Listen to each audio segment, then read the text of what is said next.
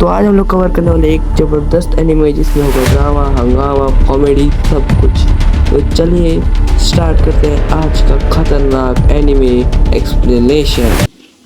तो एनिमे के स्टार्टिंग में हमें एक माइन का सीन दिखाया जाता है जहाँ पे भूकंप आया हुआ था, और फिर हमें एक लड़की का सीन दिखाया जाता है जो माइन के अंदर किसी को ढूंढने जा रही थी, लेकिन तभी वो माइन गिर जाती है और उसके नीचे एक बुढ़ा दब जाता है। और बुड्ढा के सारे पैसे गिरने के बाद वहाँ पे एक आदमी उसके पैसे चुराने की कोशिश करता है, लेकिन वो नहीं छोड़ता, तो बुड्ढा उसे मारने ही वाला होता है। लेकिन तभी वही लड़के आके उस बुरे इंसान का तंदूरी कीमा बना के मार देती है। उसी लड़की को वो लोग बोरे पहना कर पत्थर से मारने लगते हैं। फिर हमें कुछ फालतू नोवेल्स का सीन दिखाया जा रहा है। ये मोटा भैंस है एक नंबर का। हाँ, फिर हमें इस सेवा करेगा जिसका नाम बारोन था। फिर एक लड़की बारोन से पूछता है राजकुमार कहाँ है। बोलता है ये सो रही है, लेकिन ये झूठ बोल रही है, ये इसे जहर देके इसे टपका दिया है। जब बारोन से उठाने जाता है तब तो उठ जाता है। भाई मैं अभी शौक ही उठ गया कैसे। अब तब समझ आता है कि इसमें एक आदमी की आत्मा आ चुकी है। इसे कुछ याद तो नहीं होता, लेकिन जब बारोन से बोलता है कि फैसला सुनाने, तब इसको तो कुछ याद नहीं होता, लेकिन बाहर जाके देखने का फैसला करता है। ये बाहर जाके दिखता है तो ये अलग ही लेवल की दुनिया में पहुंच गया है। इसे देखने के बाद इसका तो सर घूम ही जाता है। फिर ये असासिन जिसने इसे जहर टपकाया था तो खुद ही हैरान रह गई, ये जिंदा कैसे बच गया। फिर हमें इस विच का, यानी कि जिस लड़के ने इसे जलाया था, बारोन कहता है इसे फांसी की सजा सुनाने के लिए, लेकिन ये बोलता है क्या ये वही विच है। तो बारोन बताता है हाँ ये वही विच है, लेकिन हमारा एमसी से बोल देता है कि मैं इसका फैसला कल सुनाऊंगा। लेकिन कार्टर जो इसका सेनापति है बोलता है आज ही सुनाना होगा, नहीं तो यहाँ पे इसकी बाकी साथी विचेस आके से ले जाएगी। लेकिन ये लड़का ये बोल के यहाँ से निकल जाता है कि हम उन्हें भी साथ में ही पकड़ लेंगे।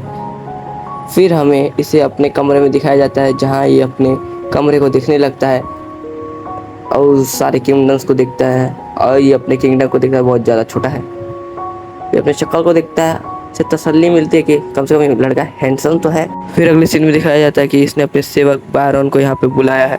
बारोन से बोलता है आपने बहुत बड़ी गलती कर दी है, उसे फांसी ना देके, और उससे वो एक कौन सा पता नहीं कैसा कॉइन दिखाता है जिसपे एक अजीब सा बना रहता है माँ। ये जो कॉइन है ये विच एसोसिएशन का है, जो कि सभी चीज़ को एक साथ मिलाकर काम करती है, जो सब शक्तियाँ मिलाकर एक पर्वत पे जाना चाहती है, यहाँ पर इन्हें शांति मिल सकती है।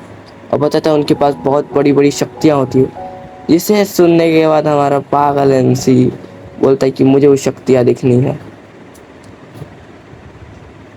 जिसको सुनने के बाद तो इसकी भी फट जाती है, शक्ल देख ही सकते हो इसकी। और ये लोग जाने लगते हैं उसको देखने के लिए, लेकिन ये लोग रुकने की कोशिश करते हैं, लेकिन ये लोग रुकता कहाँ है, ये तो पागल है ही साथ में, ये लोग को भी मरवाने ले जाता है। फिर ये इस विच को देखता है जिसकी ब्यूटी देख के तो इसके भी आँख के पर्दे फट गए थे। इसके बाद जैसे इसका नाम पूछता है और पूछता है कि उस दिन वहाँ क्या हुआ था। वो बताती है कि उस दिन वो अपने पापा को वहाँ पे खोजने गई थी, क्योंकि वो उस माइन में काम करते थे। और हमें तभी पता चलता कि ये जो बुढ़ा था वो उसी का बाप ही था। वो देखती है कि उसके बाप को वो ये इंसान मारने वाला था, इसलिए उसने उसका तंदूरी कीमा बना दिया। उसके बाद हमारा एमसी पूछता है कि वो तो तुमसे ज़्यादा ताकतवर था, तुमने उसे कैसे मारा।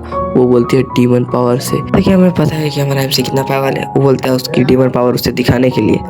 तब उसे पता चलता है कि उस लॉकेट के कारण वो अपनी पावर को नहीं दिखा पा रही है, जिसके बाद वो उस लॉकेट को तोड़ देता है। कार्टर रुकने जाता है पर बहुत देर हो चुकी होती है। तब वो देखता है उस विच की असली ताकत, जिसे देखने के बाद सभी की फट जाती है, और वो धीरे धीरे उसके पास आने लगती है। उसके कपड़े भी जल गए थे भैंस की टांग, बेचारी नंगी हो गई। खैर आगे बढ़ते हैं। वो बोलती है कि अब आप मुझे मार सकते हो क्योंकि आपने मेरी डीमन पावर देख ली है। लेकिन हमारा मैन उसे अपनी जैकेट पहना के बोलता है मैं तो तुम्हें नहीं मारने वाला। जिसके अगले सीन में दिखाया जाता है कि उसने अपने सेवक बारोन को बुलाया है, और वो उससे पिछले 10 साल का सारा कच्चा चिट्ठा कर हो गया, यहाँ के लोग कितना कमाते हैं वगैरह सब मांगा है। जिसके बाद बारोन बोलता है आप कब से सबकी चिंता करने लगे। बोलता है ये सब तो ठीक है, लेकिन आपको शाही आदेश याद है। वो बताता है कि उसके जो भाई बहन हैं वो अलग अलग राज्य में राज्य करते हैं, और तभी पता चलता है ये सब इसके भाई बहन है, और इसे एक टूटा फूटा मतलब अजीब सा बेकार जगह दिया गया। और तभी वो बारोन से पूछता है, वो बारोन से बोलता है कि सच में तुम्हें जीतने का शौक कैसे है। वो बताता है कि उसके जो भाई बहन के राज्य है उनकी ताकत अलग अलग है, उसके मुकाबले उसकी ताकत ना के बराबर है। तब बारोन से एक और सवाल पूछता, बताओ साम्राज्य पे किसका राज है। वो बोलता है रे कैसल, बोलता है नहीं, चर्च का राज है, क्योंकि जब पोप किसी को ताज पहनाते हैं तब वो राजा बनता है। उसके भाई कितना भी कर ले लेकिन वो पोप के अंडर ही रहेंगे। उन्हें पोप से ऊपर जाना होगा, उन्हें एक अलग राज्य बनाना होगा। सुनने के बाद तो मंत्री की भी हिल जाती है। वो बोलता है अगर तुम मेरा साथ दोगे तो तुम मंत्री नहीं, एक बार महामंत्री भी बन सकते हो। जिसको सुनने के बाद तो बुड्ढा का भी हाथ, आप शक्ल देख ही सकते हो। जिसके बाद हमें बाहर में कार्टर को दिखाया जाता है, जो कि उससे पूछने की कोशिश करता है, लेकिन वो कुछ बोले भी नहीं, वहाँ से चला जाता है। और फिर हमें ऐना का सीन दिखाया जाता है, जिससे वो बोल रहा था कि तुम काम करो प्रिंस के लिए, वो तुम्हें हर महीने 1 करोड़ कर देंगे। जिसके सुनने के तो बोलती है इतना तो पिताजी एक पूरे साल में नहीं कमाते थे। जिसके बाद हम ऐना को देखते हैं गार्डन में, जहाँ उससे मिलने के लिए हमारा MC आ रहता है। वो पूछती है कि आपने मुझे क्यों बचाया। वो बोलता है थोड़ा टहल टहल के बात करते हैं, मौसम बहुत अच्छा है। जिसके बाद ऐना पूछती है कि आपने मुझे क्यों बचाया, लेकिन तभी हमारा MC बात टालते हुए उसे एक फूल तोड़ के ला के देने जाता है। फिर वो एक सफ़ेद फूल तोड़ता है और उसे जाके वो फूल दे देता है। उसके बाद वो बोलता है वो फूल जहरीला है, जिसे सुन के वो तुरंत से छोड़ देती है। उसके बाद वो उसे समझाता है असल में फूल जहरीला नहीं है, मैंने बस ऐसे कह दिया और तुमने मान लिया। बोलती है कि आप भी क्या ऐसा ही बोल रहे हैं कि विचेस के साथ भी ऐसा ही हो रहा है। कहा हाँ बिल्कुल ऐसा ही सेम।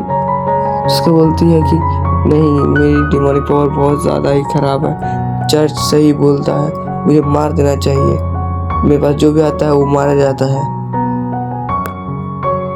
जिसके बाद वो बोलती है मुझे तो मर जाना चाहिए। वो बोलता है मर जाओ, लेकिन मैं तुम्हें नहीं रुकूंगा, लेकिन अगर तुम मर गई तो तुम वो सब नहीं पा पाओगे जो तुमने खो दिया है। मैं एक ऐसी दुनिया बनाना चाहता हूँ जहाँ पे विचेस भी। उसके बाद ऐना पूछता है क्या ऐसा सच में हो सकता है। वो बोलता है अगर तुम मेरे साथ दोगे तो ऐसा जरूर हो सकता है। जिसके बाद अगला सीन दिखाया जाता है जहाँ वो अपनी मैजिक पे प्रैक्टिस कर रही होती है और कार्टर अपने काम पे। फिर हमें वही ऐसा सीन दिखाया जाता है जिसने उसे टपकाने की कोशिश की थी, उसके बारे में लिख के कुछ उड़ा देती है। और तभी हमें उसका सीन दिखाया जाता है जहाँ पे वो पूछता है कि हमारा इतना ख़राब व्यापार क्यों चल रहा है, हमें तो कुछ प्रॉफिट भी नहीं हो रहा है। इस एनीमे का मैंने 2 एपिसोड कवर कर लिया है, आगे और आएंगे, सब्सक्राइब कर लो।